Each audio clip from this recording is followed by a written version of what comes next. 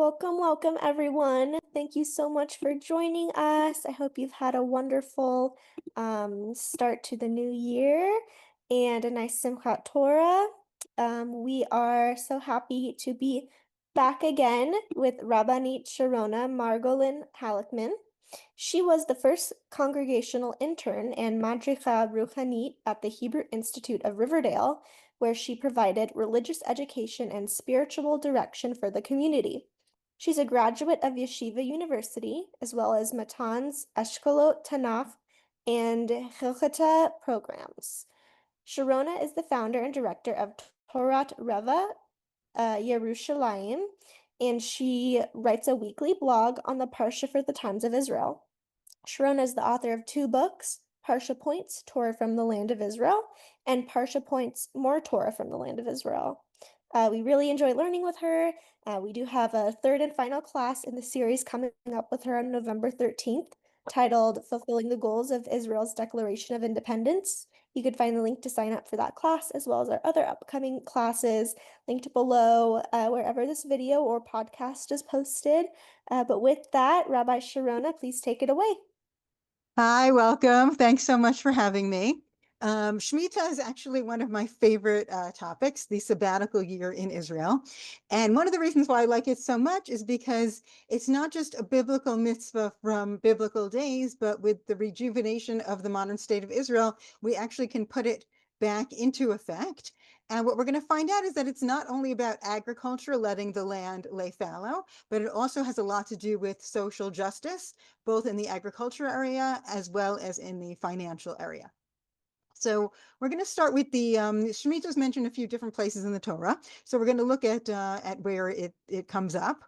But before we get to Shemitah, we'll see that right before in Shemot chapter 23, we learn about mitzvot that we usually know about, or even mitzvot that you don't even have to be Jewish to follow. They're just laws that are known to everybody. For example, judges shouldn't show favoritism, and you should distance yourself from falsehood and not accept bribes and not oppress the stranger. These are things that are done both in secular courts as well as the religious courts. And these are known types of laws. What's different about the Shemitah here is this is really a unique mitzvah for the Jewish people. And it's also a unique mitzvah for the land of Israel, which means it only really takes place in the land of Israel. When we had the temple, it was a biblical mitzvah. Now that we don't have the temple, it's a rabbinic mitzvah. But there is an ideology that when enough Jewish people come back to Israel, when most of the Jews in the world are living in Israel, it may once again be a biblical mitzvah. So we're working on that. We're getting closer every time. More and more people keep making aliyah. So maybe one of these days, even in our lifetime, we will see it as a biblical mitzvah. For now, it's a rabbinic mitzvah, and it's taken very seriously in the modern state of Israel.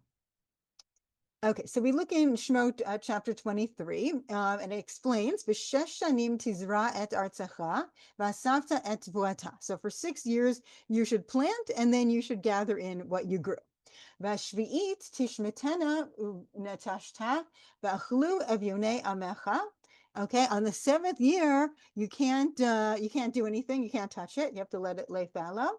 And the poor people of your land can eat from it. Vayitrem tochal chayat hasadeh. So not only can anybody eat from it, not just you, but it's your field, but during the Shemitah year, it becomes the food for everybody. Everybody can eat from it. The poor, anybody, even a regular neighbor. And also the animals can eat from it.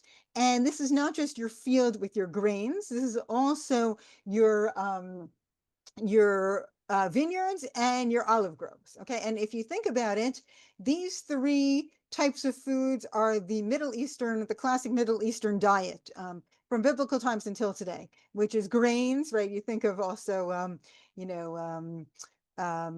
fancy restaurants. What do they have? They have really good bread, they have fancy olive oil, and really good wine. So that's really the 3 areas of what grew in Israel from back then until today. And all of these, you have to let everybody in during the 7th year. And right now, actually, we're in the 4th year of the Shmita cycle. So this is not a Shmita year this year, but it's coming up in the next few years, which means in the 6th year already, you have to plant and get yourself ready by making sure that there's enough to eat during the 7th year.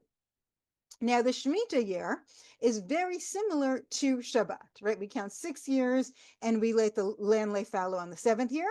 And so too with Shabbat, right? We count 6 days of the week. And of course, this week's Parsha, we're gearing up for Breshit. We're starting to read the Torah again, right? We count 6 days and the 7th day is the day of rest. As we see in Shemot 23, Sheshet Yamim Taseh Masecha B'Yom HaShvi'i Tishbot L'Mayin Yanuach Shorcha V'Chamarcha V'Nafash V'Namcha V'Hager. Right, 6 days you shall do your work, but on the 7th day you shall cease from labor, in order that your ox and your donkey may rest, and that your bondsman and stranger may be refreshed. So we see here that they're literally on top of each other. The law in the book of Shemot, the laws of Shemitah are chapter 23, 10 and 11, and already sentence 12 is about Shabbat. So it's juxtaposing the two to show us that there is a connection between Shemitah and Shabbat, which is interesting because most people, everybody knows about Saturday, certainly. A lot of people in the world heard about Shabbat, even if you're not Jewish. There's Sunday is a rest day, Friday is a rest day, depending on your religion, right? There's this concept of counting 6 days and having a day of rest, but Shemitah is something that's really just reserved for the Jewish people. Now, even if you say, oh, well, there's crop rotation, America, they used to do crop rotation. I don't know how much people are involved in agriculture now, but that was kind of like saying, okay, this year I'm going to put the corn here, this year I'm going to put the wheat here, and they would move it around. It's different than the Shemitah year where everything lays fallow at once during the same year. Now we see in Vayikra, Hashem el Moshe b'Har Sinai lemor. God told Moshe at Mount Sinai, Daber b'nei Yisrael v'amarta lehem, tell b'nei Yisrael, tell the Jewish people, ki tabo el haaretz asher ani noten lachem v'shavta haaretz Shabbat l'Hashem. So it's only when you come into the land of Israel, because it says when you come to the land, and that's how we know the mitzvot that are only observed in the land of Israel are the ones that say when you come to the land. Okay, so this is also a shock for people that come on vacation to Israel, people that, became more observant and, they knew all over the world, they can always eat the fruits and vegetables. They're always kosher, right? As long as you wash them, they're always kosher. And then they come to Israel and they find out in the 7th year, the fruits and vegetables may not be kosher, right? If they're grown during the 7th year in a regular way, they're not kosher, right? You need a kosher certificate even on your fruits and vegetables. So this is something that's just totally different for the land of Israel. And what does God tell them? You should have the land rest, and it should be a day of rest. It should be a rest for God. It's called a Shabbat. It's called a Sabbath. It's called Shabbos, right? It's interesting that it's called the same thing. Sheshanim tizra sadecha, right? For 6 years, you're going to plant. V'sheshanim tizmor karmecha. For 6 years, you can prune your vineyards. V'asafta et hatzvua, and you can bring everything in. So Shadal explains, V'shavta aretz Shabbat l'Hashem, right? The land will rest for God. It'll be a Shabbat for God. Mitzvat Shnat HaShmita domele mitzvat HaShabbat. So Shadal is telling us the mitzvah of Shmita, of the sabbatical year, is similar to the mitzvah of Shabbat, of observing Saturday as a day of rest. Ki kmoshe mitzvat HaShabbat hi lechazek balev ha'am emunat heyotam goy kadosh. The reason that we have Shabbat is to strengthen the fact that to strengthen our belief that we are a holy nation. Right? It separates us. It makes us different. It makes us focus on holiness. Ken mitzvat shmita tavi bilibam ha'emunah ki gam ad matam ad bar kodesh. So Shabbat shows us that we're a holy nation, and the Shemitah year shows us that we have a holy land. Right? Everybody calls Israel the Holy Land. Right? So this is where it comes from. Acharei shehi shovetet. We are like God. As God rested on the 7th day, we have the entire land rest on the 7th year. Right?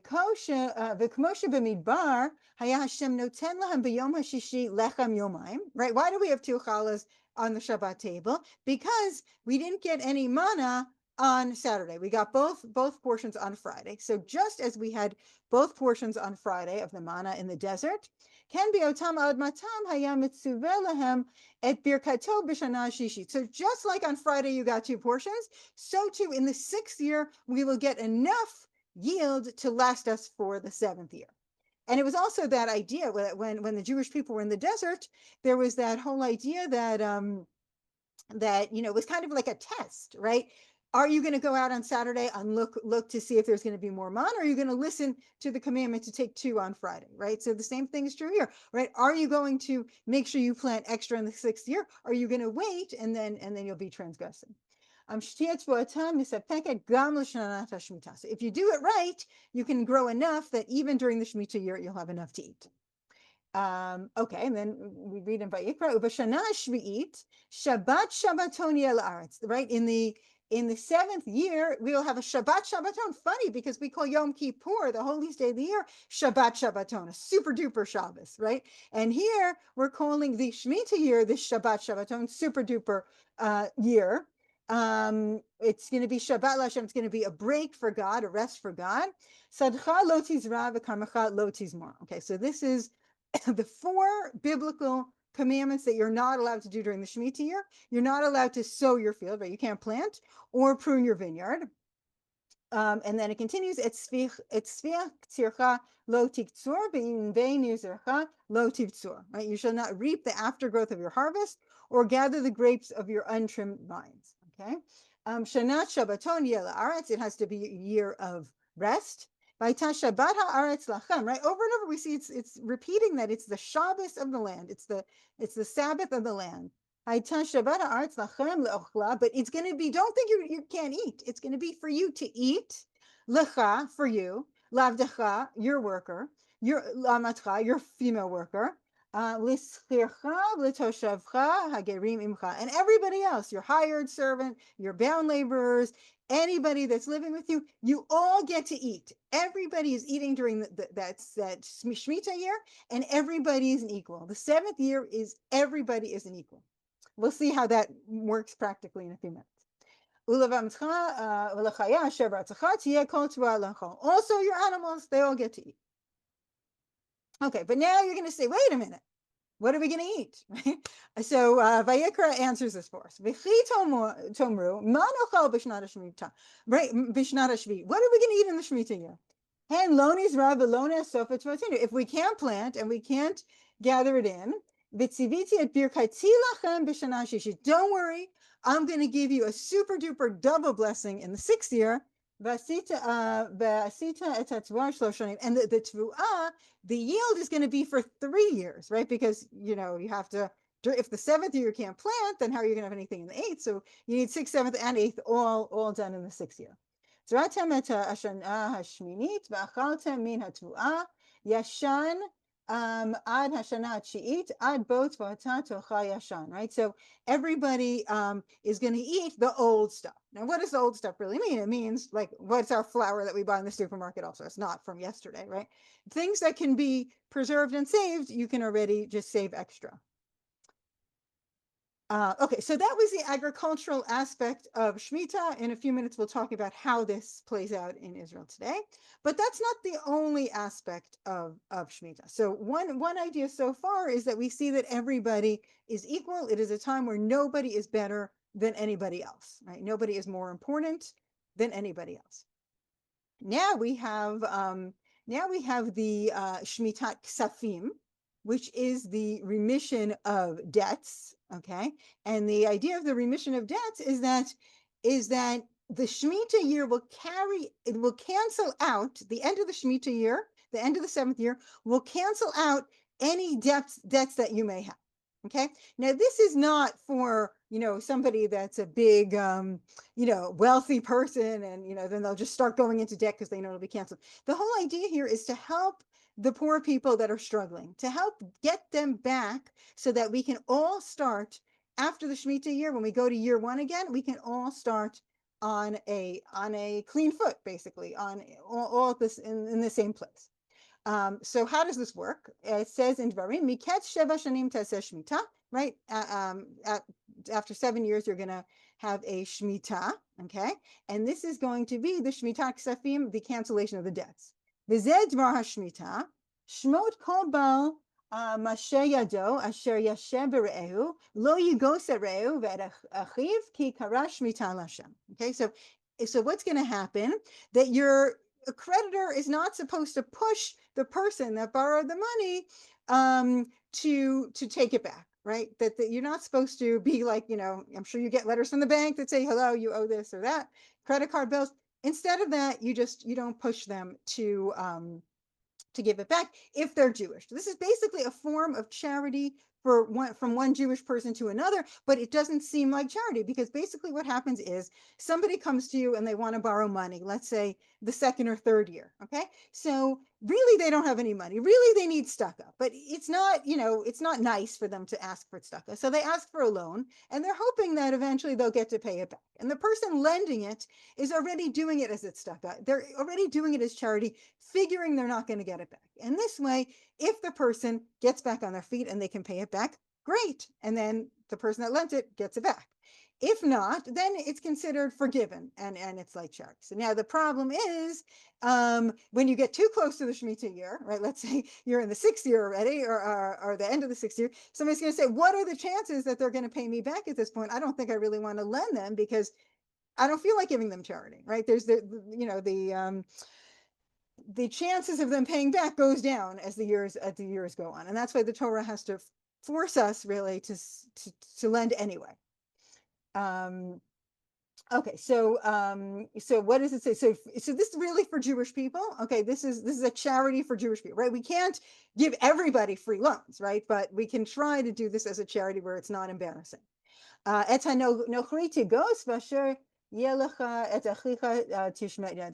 so you can push the foreigner, right? If they're not Jewish, you can push them to pay back their loan, which obviously every bank in the world would do. We're crazy to even have this to begin with, but this is really a charity for Jewish people.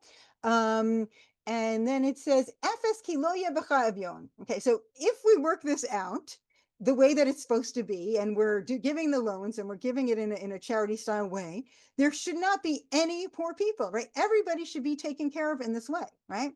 Efes ki lo yeh b'cha avyon, ki barach yivracha Hashem ba'aretz asher Hashem Elokecha noten lecha nachala l'risha. God is going to bless the land. Everybody's going to do well, and we won't have to worry. Rak im shamot tishma b'kol Hashem Elokecha lishmor lazot kol hamitzvah zot asher anochi mitzvah hayom. But you have to observe these mitzvot that I'm telling you, that God is telling you. Now that's the problem, because of course people are going to have their yetzer hara. They're going to say, well, I don't want to lend them, right? And then we're going to get into a situation where not enough people are lending, knowing that they're not going to get it back, and then we're going to end up having poor people. And that's why we see here in Dvarim, ki Hashem Elokecha beracha kasher diber lach v'bata goyim rabim v'ata lo tavot mishalta b'goyim rabim uvecha lo yimsholu. Right? So the God will bless you as he promised you. He will extend loans to many nations, but require none yourself. You will dominate many nations, but they will not dominate you. Right? You're going to be, if you follow everything by the book, you're going to be the ones in charge. You're going to be in a good place. But of course, we know that not everybody does. And that's why we get to this next part. But if you're going to have a poor person, because it happens, not everybody is as generous as they should be. From somebody that's Jewish, you're going to have a poor person. In one of your gates. In your land. In the land that God gives you. So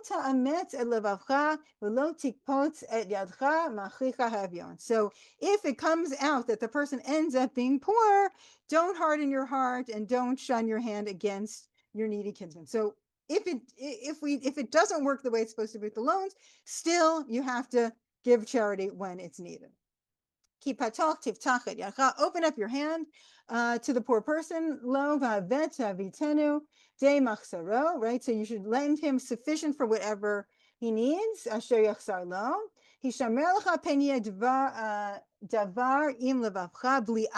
watch out. Don't be a bad person. Right? You're saying, wait a minute, it's year 5, it's year 6, Shemitah's year's coming, I'm never going to get that money back. And then you're going to kind of like try to, find excuses not to lend them. Right? Right? You're not going to look at them favorably. What's going to happen is they're going to scream out to God, and you're going to look really bad, right? God is not throwing money down from the skies. We have to do our part to help our brothers and sisters. And then we see in Dvarim, naton titen lo, right? Give him, right?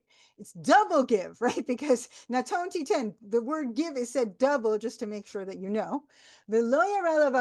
Don't be mean, don't have a nasty heart. You're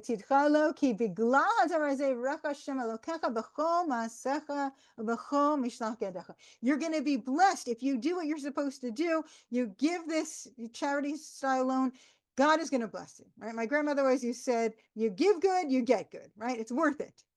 Ki lo yachdal avyon mikarav haaretz, al ken anochim etzavcha lemor patoch tivtach et yadcha lachicha laniacha lavyonecha baratzecha. There will never cease to be needy ones in your land, which is why I command you, open your hand to the poor and needy kinsmen in your land. But technically, if it really would go according to the schedule, if everybody really would be nice about lending, then maybe there wouldn't be poor people. But of course, they're always going to be, so we have to also make sure that we take care of them. Okay, the Rambam in Mora Nevuchim, in the Guide to the Perplexed, says, "V'omnam ki hamitzvot asher safranum b'hilchot Shmita v'Yovel, mehem lechamla al bnei Adam v'harchava livnei Adam kulam, kmo she'amar v'achlu avyonei amecha, shetosif ha'aretz tru'a v'titchazek be'emdat shmuta, u'mehem chanina ba'avadim ba'aniyim, retzoni lomar hashmatat ksafim v'hashmatat avadim." So we have two things he's bringing up here, and these are the laws concerning the year of release and the Jubilee. Okay, so this is the 50th year as well. Some of them imply sympathy with our fellow men and promote the well-being of mankind. For in reference to these precepts, it states in the law that the poor of your people may eat. Besides the land, which also increases the produce, and improves when it remains fallow for some time. Okay, so there definitely are those that will say, oh, why are we doing this? Because it'll benefit the land. At the end of the day, though, it's really because God said to do it, okay? But we see that there's also the idea of kindness to servants, to the poor, right? That we renounce our debts, right? So we're opening up our fields. Everybody can come in. We're making this a very really a year of social justice, that everybody can come and eat. Nobody's better than anybody else. And also, if they have any debts, they don't have to worry about them. The servants, everybody's equal. The slaves go free, right? It's a very beautiful time, right? It's a time where everybody's equal before they go back to being separate again. So we see in Sefer HaChinuch, the book of mitzvah education, it is from the roots of this commandment to fix in our hearts and make a strong impression in our minds about the matter of the world having been created. Okay, so this is very important, that we said that we're comparing the Shmita year, which is the 7th year, to the Shabbat day, which is the 7th day. Okay, and this is all to remind us of the creation of the world, that the world started from somewhere. And this is just appropriate that this week we're reading Breshit, where we read about the creation of the world, right? In 6 days did God make the heavens and the earth, and on the 7th day God rested, right? In which he did not create anything, he imposed rest on himself. In order to remove and uproot and eradicate from our thoughts the idea of the eternity of the world, right? That we shouldn't think that the world existed forever, right? There's the idea that we start with Breshit for a reason, right? That God created it at a certain point. But of course, there are those that deny that, right? So by counting 6 years and resting on the 7th, this way we show that we understand where the world came from. And this is similar to the manner in which we count the days of the week, right? By dividing them into 6 days of work and the 7th day of rest. Therefore, God, blessed be he, did command to render ownerless all that the land produces in this year, in addition to resting during it, right? So we're not only resting, but we're also making the land ownerless. My garden is not my garden during that year. My garden belongs to everybody. So that a person will remember that the land which produces fruits for him every year does not produce them by its own might and virtue, right? Yes, I planted, yes, I watered, yes, I reaped, I did all that stuff. But at the end of the day, it's because God was there to help me. I didn't do it by myself. For there's a master over it and over its master. And when he wishes, he commands him, the master of the land, to render them the fruit ownerless. Right? So God is in charge of us. So even though it's my field, it's really God's field. And if God says he wants me to share the field with everybody, I have to open up my garden to everybody. And there's another benefit in this matter: to acquire the trait of letting go of our possessions. For there is no one more generous than he who gives without hope of recompense, right? When you give, it's better to give and not expect anything in return. And there's another benefit. The outcome of that is that a person will add to his trust in God and may be blessed, since anyone who finds it in his heart to give and abandon to the world all the produce of his lands and his ancestral inheritance for an entire year, and educates himself and his family through this for all of his days, will never have the trait of stinginess, right? It will never overcome him, nor will he have a deficient amount of trust, right? This person is saying, okay, you know what? I trust that I'm not going to plant during this year. I trust that I'm going to have enough. I trust that I can leave my doors open and people can come in, right? There's definitely a certain amount of trust here that you have to have. So that's what we learned from the Sefer HaChinuch. Now we have Rav Kook. He was the first chief rabbi of the state of Israel before it was the state of Israel, when it was still considered Palestine, when it's called Eretz Yisrael. And Rav Kook, actually, his book is called Shabbat Haaretz, right? And just as we saw in the verses that Shabbat was just juxtaposed with Shmita, that's what Rav Kook's book is all about. The same mechanism that Shabbat performs for the individual on a weekly basis is put into effect for the entire nation in Shmita year.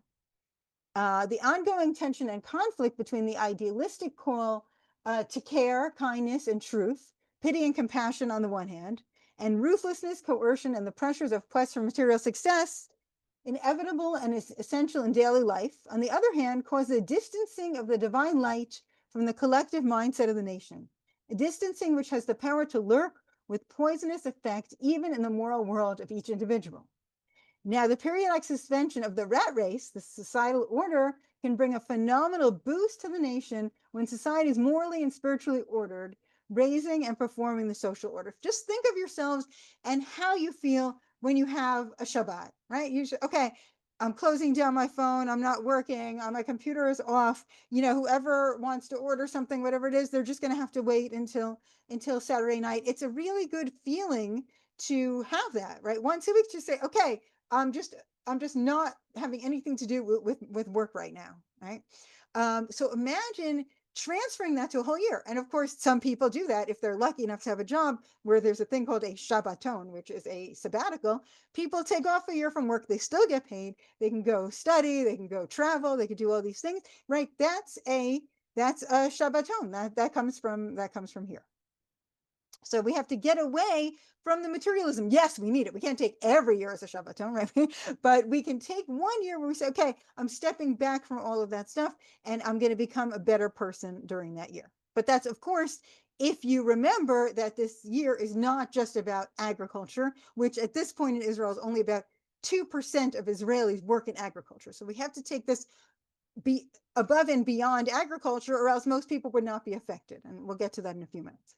So Rav Shurlo, who's actually one of the rabbis of my son's yeshiva. My son just started his pre-army yeshiva, and Rav Shurlo is one of the rabbis there. The poor of your nation shall eat shows the obligation which is placed upon us to forego some of our assets and help others. The sabbatical year is not just for the land, it's also for the people to take a break from their busy lifestyles and recharge. Those who are having financial issues can take the opportunity to make a fresh start. We must try to help them by removing their debts. And there are organizations in Israel that actually are working with people. They're saying, okay, you know what?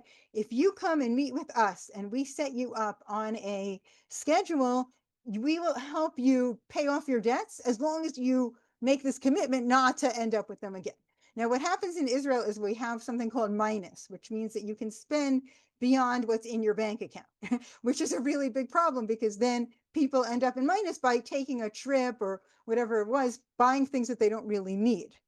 Sort of like in America when people have credit card debt. In Israel, you don't get credit card debt, you get this bank debt. For your credit card, they only let you spend the regular amount, but to overdraft on your bank, they don't have a problem. Rav Rimon, who is one of the top rabbis in Israel today, who's done a tremendous amount for first of all, for the Jews that were removed from Gush Katif, from the Gaza Strip 20 years ago, and lost their jobs. He made a whole organization called Job Katif, where he helped them find new jobs. A lot of them were working in agriculture and couldn't do that once they left the Gaza Strip. So he was amazing with that. He helped Ethiopian Olim to get jobs as well, and he also has a lot of great ideas for the Shmita year of how to get people involved in community service projects during the Shmita year by giving hours back to the community, giving community service hours back to the community. So he says, we do not act like communist countries where all belongings are divided up equally among the residents. The Torah allows us to earn money based on the work that we do. Still, in order to protect the poor, we have a lot of tzedakah-oriented mitzvot, right?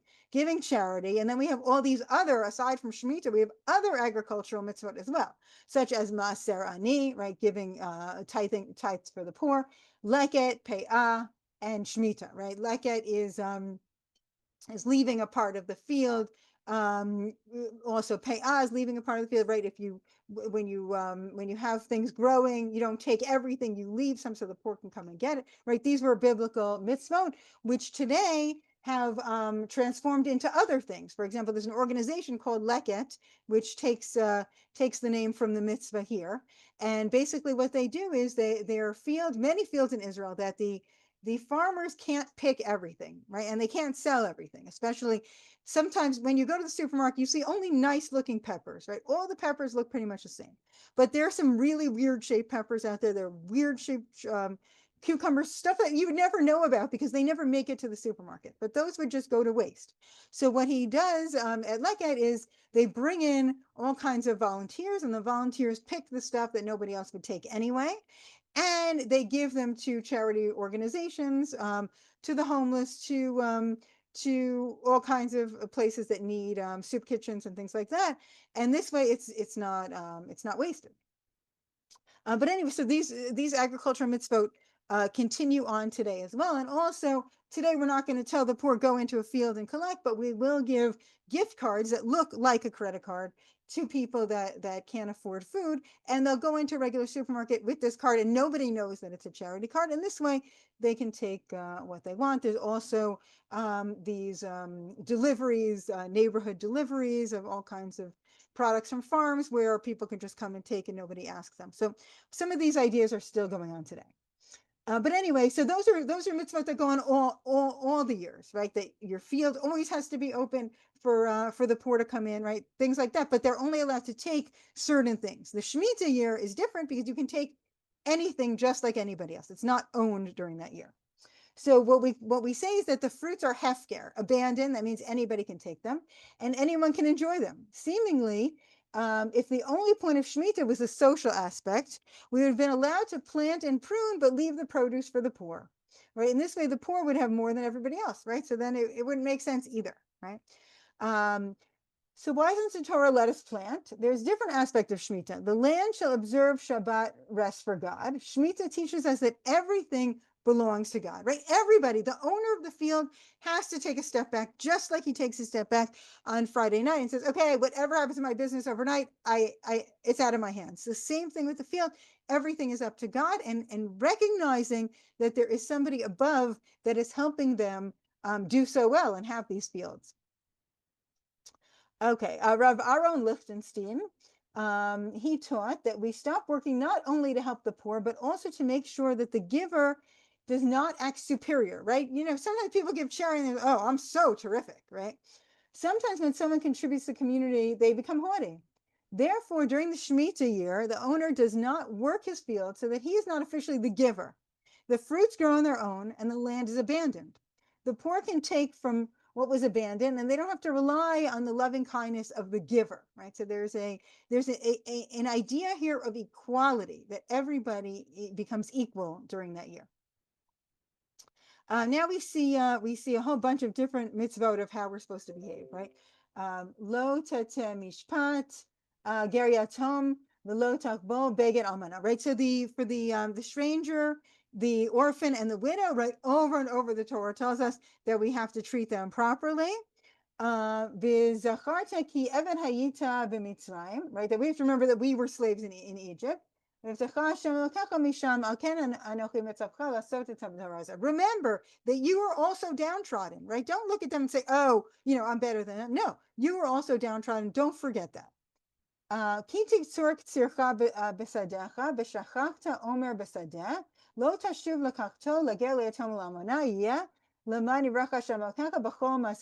so this gives us more details on some of the mitzvot that we mentioned earlier. Okay, so this is on a regular year. Okay, when you're cutting down your grain.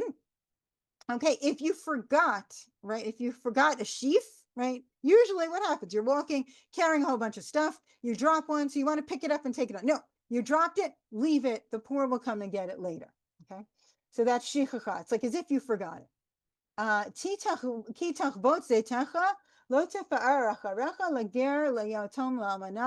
again, here with the olives, right? When you have to take you have to really smash the olive trees, beat them down to get the olives down. So if some fall down, leave it for the widow, the orphan, and the stranger. Yeah, again, with your vineyard, same thing. Do not, if some of the grapes come down, leave them alone. Let the people come in and take it. So this is every year we leave these things, and again we see that there's this Mediterranean diet. Again, we have the wheat, we have the olives, and we have the wine, which are significant for the land of Israel. Okay, so now we're going to see a little bit about how we're going to put this into practice today. Okay, so we have, for example, somebody has a garden. Okay, so their garden, let's say they have lemon trees, which is very common here. Even in Jerusalem, people that have a garden in their apartment will have a lemon tree. Now, during the Shmita year, the garden is hefker, which means anybody can come in and take. Now, if you don't let anybody come in and take, you're not allowed to eat it yourself. Okay, so you basically, what you have to do is you have to put up a sign saying, please come in and take lemons. You can also put up a sign and say, I'm here in the evenings, knock on my door, I'll let you in, or from 2 to 3 every day you can come in, right? You don't have to let the entire world, stomp on your ground every minute of the day, but you have to leave it open for them. If you don't leave it open for them, then you can't eat it yourself either. Okay, so this is one important aspect of the Shemitah year, that it's for everybody or it's for nobody, right? It's no longer yours. You have to share it with everybody else, and that's basically what we call up for grabs. Okay, and this maintains equality, and this equality, hopefully, during the Shemitah year will go beyond the Shemitah year as well. Now, of course, because not that many people are involved in agriculture, we have to figure out how to make this more relevant. Okay, where do Israelis really encounter Shmita as far as the produce is that there are a few different aspects. There's one thing where it's called Otzar Beit Din, where technically the fields would become the possession of the courts, which means that fields that decide to do this will basically not make a profit on anything that they sell during that year. They will only sell the labor. Okay, so whatever it costs the guy to come with the truck and the box to pick it up and deliver, that's what you're paying, but you're not paying for the actual grapes like you would do in a regular year. And that's how we can get access to the holy Shemitah products. And those products have to be treated, as well as the ones that you take out of somebody's garden, those have to be treated as holy fruit. So you're actually getting an extra mitzvah of eating these special holy fruits. But of course, we also have loopholes, as in everything else. And one of the loopholes is that the land can technically be sold during that year to a non-Jew. So the reason this is done is because not everybody would want to do the Otzar Beit Din, and we want to make sure that everybody is observing the Shemitah law so that everybody can shop and buy the food without transgressing. So what they do is they sell, just like you sell your chametz before Pesach, and then it doesn't really belong to you, even though it does. So same thing with the fields and the kibbutzim, that they sell the fields, but so it doesn't really belong to them. It's like it belongs to a non-Jew, and therefore they're allowed to do certain types of work, right? Not the biblical work. They're allowed to do rabbinic work, but you can have a non-Jew do the work. You can have robots. There's amazing. They have robots that do the pruning. So there's a lot of cool things that can happen where work can be done without the person actually doing the work. And also you're allowed to do work to save the plants. There are certain things that are allowed if they're rabbinic. So there's ways to get around it. And then in the supermarket, there will be a sign that tells you what type of Shemitah produce it is. Is it from the court and you have to treat it as holy fruit? Is it from the land that was sold and then you don't have to treat it as holy fruit? Is it grown in a spot like on the way to Eilat, for example, that's not considered the biblical borders of the land of Israel, and then you don't have to treat it as if it's from Israel at all? Are you going to bring things from abroad? Right? If it's grown abroad or grown by non-Jews, then it also doesn't count. So it's everybody in Israel knows about Shemitah, even if they're not observant at all, because it's all over the place. But the question is how to bring in the social aspect of this, because the social justice aspect is really the lesson that we're learning. So one way is going into somebody else's garden and taking. There's also many communal gardens where people will prepare them extra specially before the Shemitah year and then open it not just to that community but to everybody. And then there's also all kinds of financial ideas, right? Like we said, that there's this idea that people wouldn't want to lend if they know that the Shemitah year is going to cancel out. So the Rabbi Hillel had originally made a decree called a Prusbul, which basically will circumvent the Shemitah rules and still let people borrow during that time, but they would have to pay it back, right? And that's not a charity. That's not lending like as a type of charity that we saw earlier, but that's really lending to somebody that buying a house or something, right? You don't really need charity for that, right? That's a different situation. But as far as a poor person, right, we shouldn't use those loopholes to mess things up for the poor. So there's an organization that basically with the Israeli government, they called it Shnat HaShmita, the Shemitah year, very creative. They said that they're going to take on 1,500 families and see if they can help get them out of debt, right? And these debts could come up not for people taking excessive amounts of vacations, right? That type of debt is their problem. But we're talking about, if there was illness, death, divorce, unemployment, family crisis, things like that, where the people really need help to repay their debt, and they need help to find jobs. So this organization would push to help them during the Shemitah year and help get them on their feet for afterwards. There's also this Pamonim organization, which also really goes through with people, even in a regular year, but certainly in the Shemitah year, they go through their finances. They sit down with them and say, okay, what did you do wrong? And these could be people that did spend on vacations. They just, on the radio, you hear there's ads for, go into Minas, we'll give you a loan for it, no problem. And you really wanted to go to Greece, we'll help you do it. Right? That is not a good way to live. And we need people to just educate others into understanding that that's not the right way to live. And a lot of Israelis just live way beyond their means, and they just don't even realize. They just have no idea. They just spend on whether it's, Wolt, which is like a, motorcycle delivery of restaurant food, which is an outrageous price compared to if you just bought it yourself, or they go to the more expensive supermarkets or whatever it is. There are things that people sometimes they just need to know and sit down and figure out how to budget based on what they're earning, right? And they may, need to give up their car, right? In Israel, you can really get around without a car. Cars are very expensive. The insurance is very expensive. There's a lot of things and public transportation is pretty inexpensive. So people just kind of might need to just sit with a financial advisor.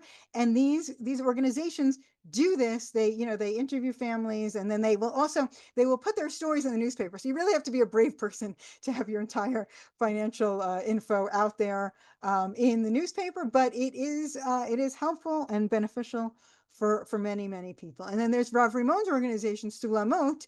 And what they did, for example, is they said, let's bank hours of chesed. Let's say everybody's going to commit and say, okay, I'm going to volunteer to tutor a kid once a week, right? That's my chesed project for the Shemitah year, right? Nothing to do with agriculture, just an idea of social justice, of helping, how we can all get down and help others during the Shemitah year. There's also an organization called Shmita Yisraelit. The last few Shemitah cycles, they've been amazing, doing all kinds of stuff with ecology, sustainability, all kinds of volunteer opportunities. They have like a whole Tu B'Shvat Seder that they put out, and they really want to get people to reconnect with the land, reconnect with the social justice aspect of this holiday, that we all that we're all equals in the Shemitah year, and that it should continue. It should continue after. So there are a lot of lessons that we can learn. It's not just about which supermarket you buy your fruits and vegetables in, but it's so much deeper than that. And if we can help people get on track financially, if we can help make the world a better place, that would be great. During the war here, we've seen a lot of people go and volunteer in agriculture, because a lot of the foreign workers had to leave during the war, at least at the beginning. People stepped up. People from all over the world came here to volunteer in agriculture, and to help out. It's not easy when it's raining and it's muddy and it's hot, and it sounds like a lot of fun, but I mean, my friend went to pick these pomelas, and those pomelas are like double the size of a grapefruit. And she said, like, when they fall off the tree, they could hit you on the head. It's not safe. You really need like a helmet or something. So a lot of these volunteer opportunities to go in with agriculture really are amazing, that people have been doing it in the years that are not the Shemitah year. And even in the Shemitah year, we still need help, because we need people to bring in what's grown. So there's plenty to do in the Shemitah year, even though it's not a biblical commandment at this time. It's still a rabbinic commandment, but we see that Shemitah is very much alive today in Israeli society. Everybody knows about the Shemitah year. We just need to expand more and more, so that people can also get involved in all these social justice projects during the Shemitah year, and not just think about the where they're going to buy their food. Okay, so next month we're going to be speaking about the Israel's Declaration of Independence, and it's going to be really exciting to go through that with you and see what is working in the Declaration of Independence, what we still need to work on, and how things have evolved. Amazing. Thank you so much for teaching for our community. And we're also really looking forward to your program next month. So again, I'll link the registration link for that wherever this video or podcast is posted. And yeah, thank you so much, everyone. Have a great rest of your day.